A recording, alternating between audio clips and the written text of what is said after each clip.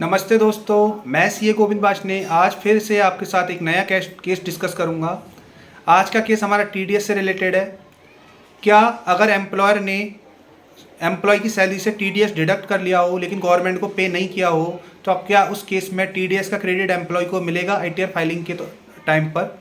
ये केस हम डिस्कस करेंगे। अभी रिसेंटली आईटीएटी पुणे ने एक जजमेंट दिया है जो कि असेसमेंट ईयर 1920 से रिलेटेड है। इस केस में जो एम्प्लॉयर था वो एक लिमिटेड कंपनी थी और उसके खिलाफ में इंसॉल्वेंसी प्रोसीडिंग चल रही थी। उसने अपने एम्प्लॉय को, जो कि ऑफिसर ग्रेड में का एम्प्लॉय था, उसको केवल 6 महीने की सैलरी पे की थी 1920 में, और टीडीएस 12 महीने का पूरा डिडक्ट किया था। लेकिन गवर्नमेंट को पे केवल 1 ही महीने का किया था, बाकी का 11 महीने का डिडक्ट तो किया था लेकिन पे नहीं किया था। यहाँ पर एम्प्लॉय ने क्या किया, अपनी आईटीआर फाइलिंग के टाइम पर अपनी सैलरी ड्यू बेसिस पर पूरे 12 महीने की रिपोर्ट की थी टैक्सेबिलिटी के लिए, और साथ के साथ 12 महीने का टीडीएस, जिसमें से 11 महीने का टीडीएस डिडक्ट तो हुआ था लेकिन गवर्नमेंट को पे नहीं हुआ था। केवल 1 महीने का ही टीडीएस ऐसा था जो एम्प्लॉयर ने डिडक्ट भी किया था और वो पे भी किया था। वो सारा का सारा टीडीएस भी क्लेम किया।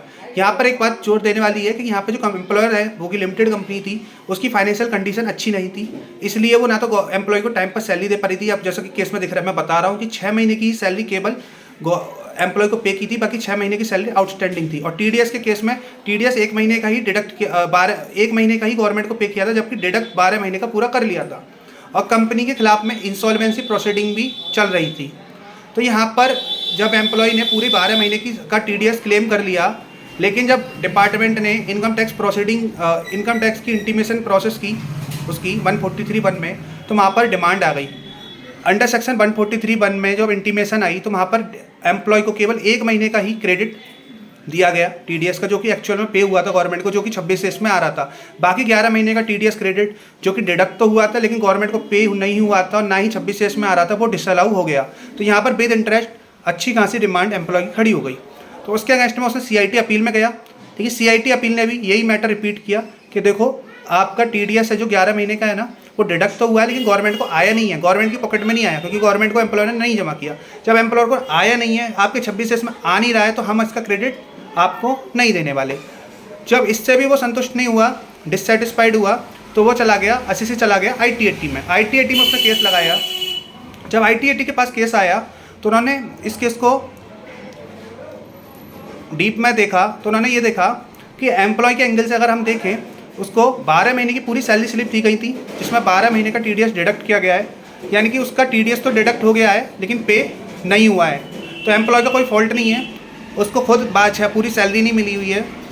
यहाँ पर टीडीएस डिडक्ट हो गया है यहाँ पर, और भले ही गवर्नमेंट को पे नहीं हुआ है लेकिन उसके एंड पर डिडक्ट हो चुका है। तो एम्प्लॉय का कोई फॉल्ट नहीं है, उसका केस जेन्युइन है यहाँ पर। और दूसरी चीज़ उन्होंने देखी कि डिपार्टमेंट के एंगल से कि गवर्नमेंट को टैक्स यहाँ पर डिडक्ट क्रेडिट नहीं मिला है। 11 महीने का जो टैक्स का क्रेडिट है, जो डिस्प्यूटेड अमाउंट है 11 महीने का, 1 महीने का तो क्लियर है कि वहाँ पर डिडक्ट भी हो गया, पे भी हो गया, उसका क्रेडिट मिल गया। 11 महीने का अमाउंट डिस्प्यूटेड है, क्योंकि डिडक्ट तो हो गया बट पे नहीं हुआ है, क्रेडिट भी नहीं मिला है। तो उन्होंने बोला कि जब गवर्नमेंट को टैक्स का पेमेंट नहीं आया तो हम उसको क्रेडिट क्यों दे दें। तो इसके लिए उन्होंने क्या किया, जब 143(1), क्योंकि डिमांड आई थी 143 की इंटीमेशन की प्रोसेसिंग में, तो उन्होंने 143(1) का क्लॉज सी को कई इंटरप्रिटेशन की।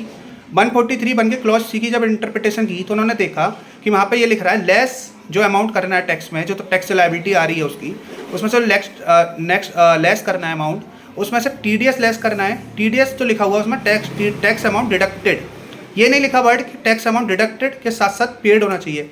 लेकिन एडवांस टैक्स के केस में ऐसा उन्होंने लिखा हुआ है कि एडवांस टैक्स पे होना चाहिए। तो उन्होंने ये बोला, अगर ये एडवांस टैक्स का केस होता तो हम जब तक पे नहीं हो जाता एडवांस टैक्स, तब तक हम उसका क्रेडिट नहीं देते। लेकिन टीडीएस के केस में पेमेंट पर एम्फेसिस जोर नहीं है, जोर है कि टीडीएस डिडक्ट हुआ कि नहीं, और इसके बेसिस पर उन्होंने उसको टीडीएस का क्रेडिट अलाउ कर दिया।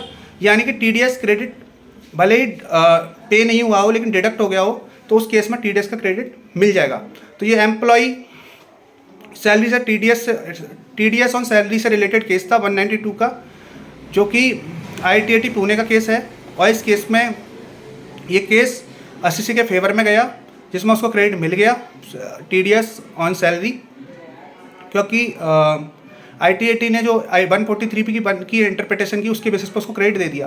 ये पूरा केस मैंने आपके साथ ब्रीफ में डिस्कस किया और इस केस की कॉपी, पूरी डिटेल्ड कॉपी मैं इस वीडियो के लिंक के साथ शेयर कर रहा हूँ। मैं इसी तरह के टैक्स के केसेस आपके साथ डिस्कस करता रहूँगा। आप मेरे इस चैनल को सब्सक्राइब कीजिए, लाइक कीजिए, शेयर कीजिए, कमेंट कीजिए और थैंक यू अपना सपोर्ट देने के लिए। Thank you. फिर से मिलते हैं नई अपडेट के साथ। Thank you. Bye bye.